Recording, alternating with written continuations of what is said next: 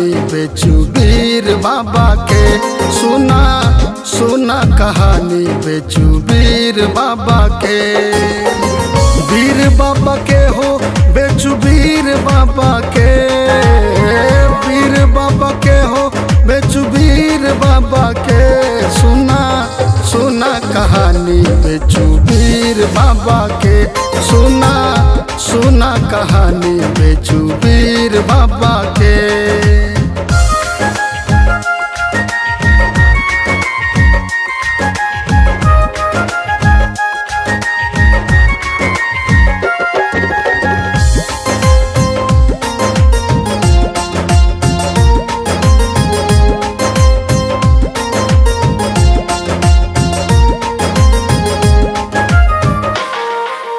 अहिरौरा के बीच पहाड़ी जहवा जंगल भारी।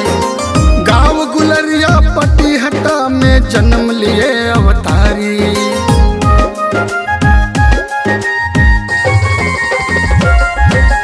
अहिरौरा के बीच पहाड़ी जहवा जंगल भारी। गाँव गुलरिया पटिहटा में जन्म लिए अवतारी। एक यादव परिवार में जन्मे बेचू वीर अहीर। सुना सुना कहानी बेचू वीर बाबा के। सुना सुना कहानी बेचू वीर बाबा के।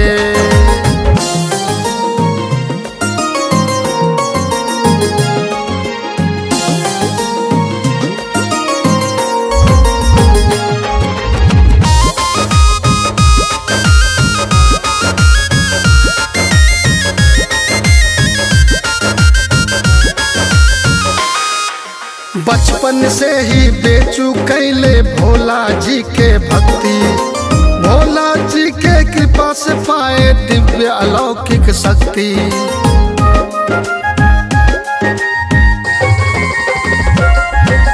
बचपन से ही बेचू कैले भोला जी के भक्ति। भोला जी के कृपा से पाए दिव्य अलौकिक शक्ति। बचपन से बेचू रहले धीर वीर गंभीर। सुना सुना कहानी बेचू वीर बाबा के। सुना सुना कहानी बेचू वीर बाबा के।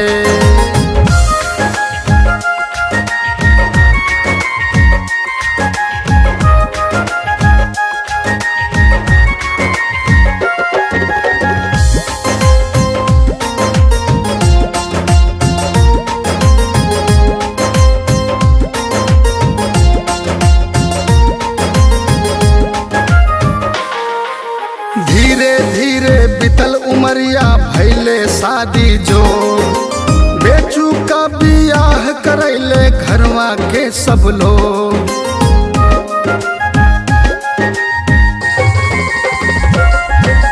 धीरे धीरे बीतल उमरिया भैले शादी जोग। बेचू का बियाह करैले घरवा के सब लोग।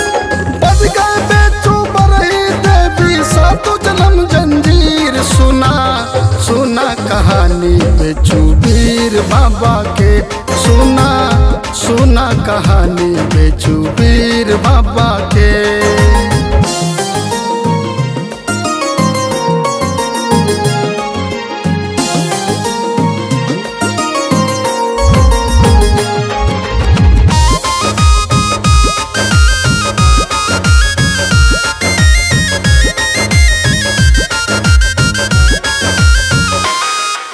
रोज के भांति एक दिन बेचू गैले गाय चरावे।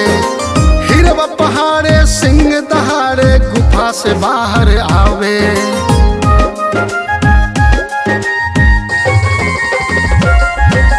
रोज के भांति एक दिन बेचू गैले गाय चरावे। हिरवा पहाड़े सिंह दहाड़े गुफा से बाहर आवे। भिड़ गए बिरवा सरवा से तब भइल लड़ाई फिर। सुना सुना कहानी बेचू वीर बाबा के। सुना सुना कहानी बेचू वीर बाबा के।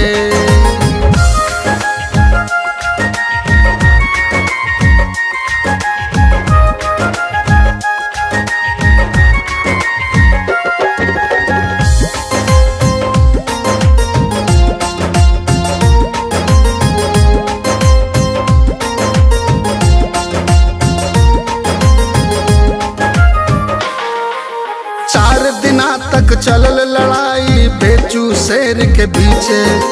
थके दोनों चूर हो गईले, गिर गए दोनों नीचे।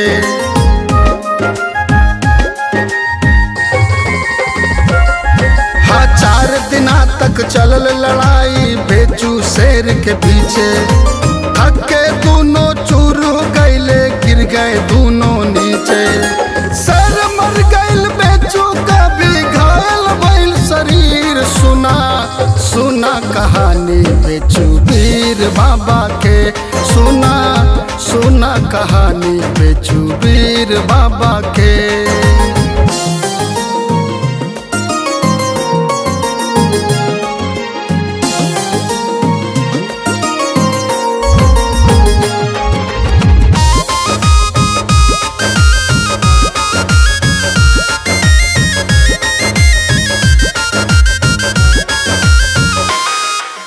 कार्तिक माह के शुक्ल पक्ष में एकादशी के दिनवा।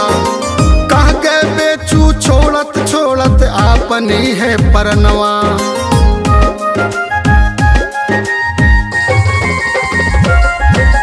कार्तिक माह के शुक्ल पक्ष में एकादशी के दिनवा। कह गए बेचू छोड़त छोड़त आपन ही है परनवा। गाड़ दिया यही धरती में, बना दिया मंदिर। सुना सुना कहानी बेचू वीर बाबा के। सुना सुना कहानी बेचू वीर बाबा के।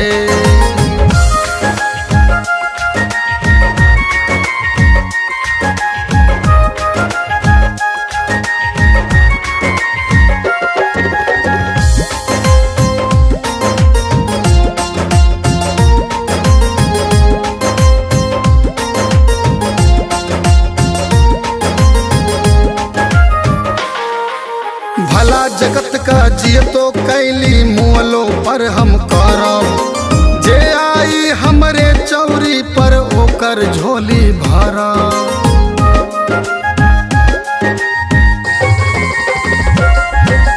भला जगत का जिय तो कैली मुअलो पर हम करब। जे आई हमरे चौरी पर ओकर झोली भरब। तब से हम एकादशी के होला भारी भीड़। सुना सुना कहानी बेचू वीर बाबा के। सुना सुना कहानी बेचू वीर बाबा के।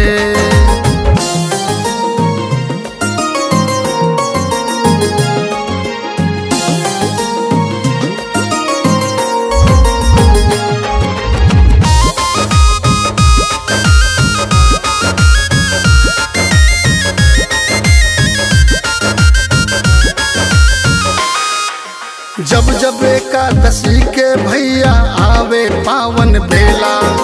400 साल से बेचू वीर के नाम से लागे मेला।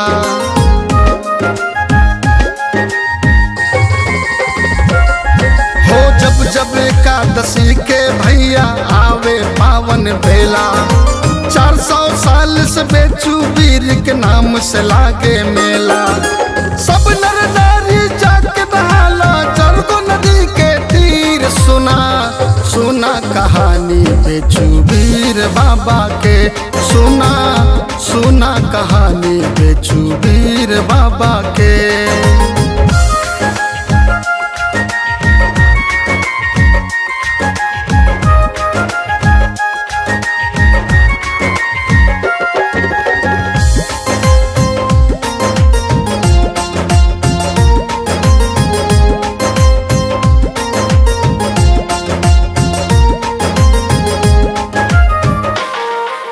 बेचू वीर का महिमा भारी जाने ला संसार। दिल्ली बम्बे कलकत्ता जुटे बंगाल बिहार।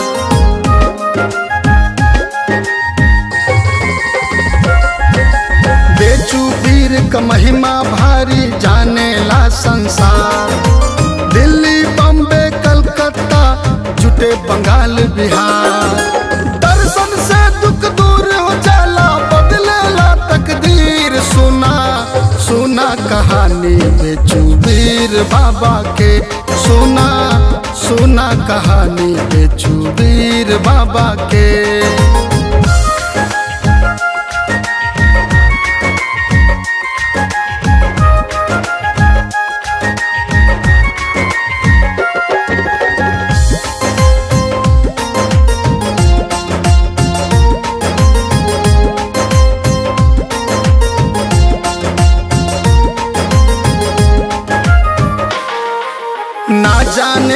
केतने बाझिन का गोद भइल गुलजार।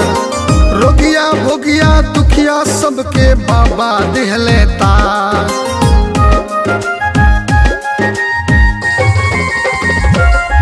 हो ना जाने कितने बाझिन का गोद भइल गुलजार। रोगिया भोगिया दुखिया सबके बाबा दिहले तार। भूत पिशाच डाइनियों माफी मांगेला गिरगिर। सुना सुना कहानी बेचूबीर बाबा के। सुना सुना कहानी बेचूबीर बाबा के।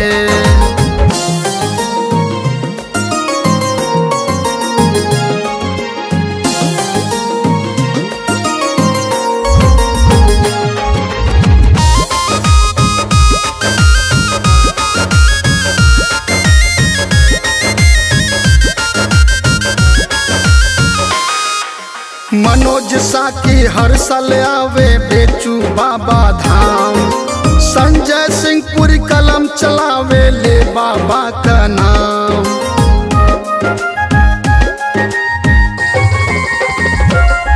हो मनोज साकी हर साल आवे बेचू बाबा धाम। संजय सिंह पूरी कलम चलावे ले बाबा का नाम। बेचू फिर दरबार सच्चा पत्थर के बलकीर। सुना सुना कहानी बेचूबीर बाबा के। सुना सुना कहानी बेचूबीर बाबा के।